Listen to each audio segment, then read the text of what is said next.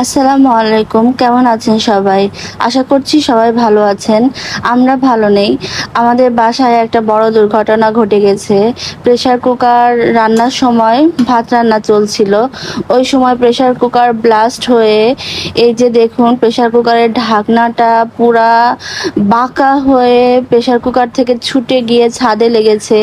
ভাত ছিটিয়ে সমস্ত রুমে, রান্নাঘরের পুরা জায়গাটা একদম ছিটিয়ে হয়ে গিয়েছে, ভর্তি হয়ে গিয়েছে এবং চুলাটা ভেঙে একদম দেখুন কি রকম পরিমাণ চুলাটা ভেঙে চুরমার হয়ে গিয়েছে। এত প্রেসারে প্রেসার কুকারটা বাস্ট হয়েছে যেটা বলার মতো না। এখানে আল্লাহ আমাদেরকে অনেক বড় বিপদ থেকে বাঁচিয়ে দিয়েছে বলতে পারি। কারণ হচ্ছে আপনাদের ভাইয়া ওখানে ছিল একটু আগ পর্যন্ত, কারণ ও খাবার গরম করার জন্য আমাদের ওভেনটা আসলে কিচেনে আছে, ওই জন্য ও খাবার গরম করার জন্য তরকারি আনতে কেবল ফ্রিজে গিয়েছিল, আর ফ্রিজ থেকে তরকারিটা নিয়ে আসছিল আর প্রেসার কুকারটা ব্লাস্ট করেছে।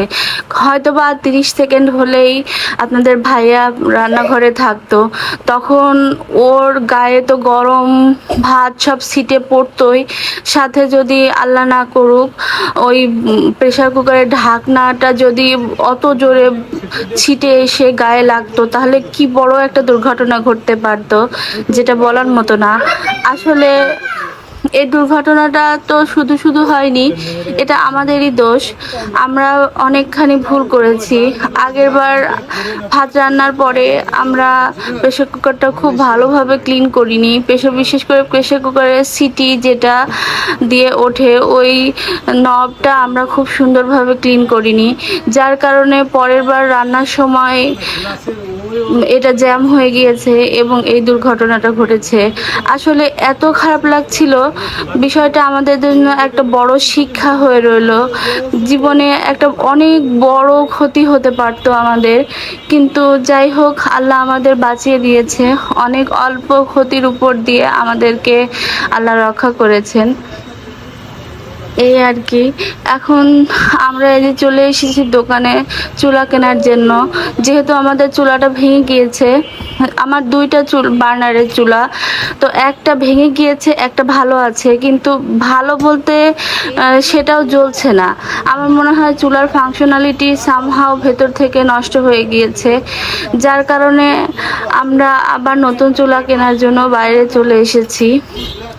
এই যে দেখছি নতুন চুলা।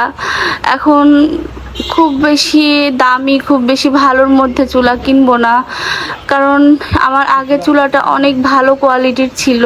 যেহেতু দুর্ঘটনা ঘটে চুলাটা একবারেই নষ্ট হয়ে গেল, ওই জন্য আমি আর খুব ভালো কোয়ালিটির চুলার মধ্যে যেতে চাচ্ছি না, একটা মিডিয়াম কোয়ালিটির মধ্যে কিনে নিয়ে চলে যাব। মনটা খুব খারাপ আসলে, সারাটা দিন এত বেশি ভয়ে বুকটার মধ্যে শুকিয়ে আছে যেটা বলার মতো না। কারণ সব সময় মনে হচ্ছে যেন কত বড় একটা বিপদ হতে পারতো যদি আপনাদের ভাইয়া কিচেনে থাকতো। ওই সময়টা জাস্ট 30 সেকেন্ডের ব্যবধানে আপনাদের ভাইয়া কিচেনে ছিল না, মানে এতটা ভয়ে সারাটা দিন কেটে গেল। যাই হোক, কিন্তু রান্না বান্না সব কিছু তো করতেই হবে, বসে থাকলে তো চলবে না।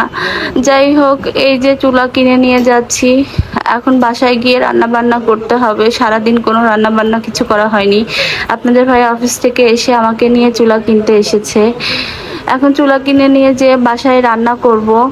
আপনারা সবাই আমাদের জন্য দোয়া করবেন যেন আল্লাহ আমাদের সমস্ত রকম বিপদ আপদ থেকে রক্ষা করেন, এবং আপনারাও সবাই খুব সাবধানে প্রেসার কুকার, গ্যাসের চুলা সব কিছু ব্যবহার করবেন, কারণ এগুলো আসলে খুব রিস্কি একটা জিনিস।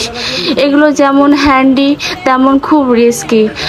এগুলো নিয়ে আমরা গুরুত্ব দিই না, কিন্তু আসলে সব সময় খুব সতর্কতার সাথে আমাদেরকে ব্যবহার করা উচিত। কারণ প্রেসার কুকার এটা আসলে একটা বমের মতো, কারণ আমাদের বম ব্লাস্ট হলে যেরকম হয় আমাদের বাসায়ও ঠিক সেরকম হয়ে